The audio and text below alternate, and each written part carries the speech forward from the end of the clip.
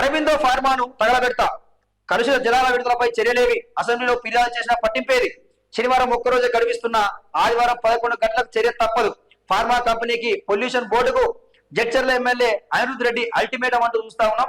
ఇక pollution control బోర్డుకు ఫిర్యాదు చేసిండు జడ్చర్ల ఎమ్మెల్యే అనిరుద్ రెడ్డి.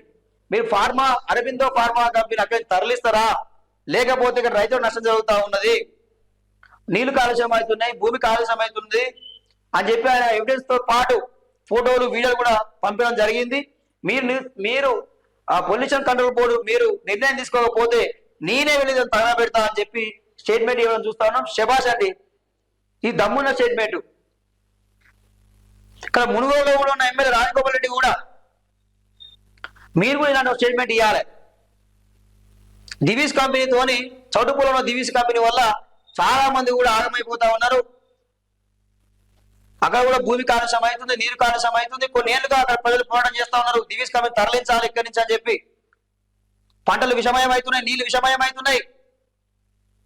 ఎన్ని పోరాటాలు చేసినా కానీ అక్కడి నుంచి తరలించే ప్రయత్నం చేస్తున్నారు. కాబట్టి మీరు రాజకీయ నాయకులు, ఎమ్మెల్యేలు, ఎంపీలు మీరే చొరవ తీసుకొని దాన్ని ఇక్కడి నుంచి తరలించే ఏర్పాటు చేయాలని చెప్పి కోరడం జరుగుతూ ఉంది.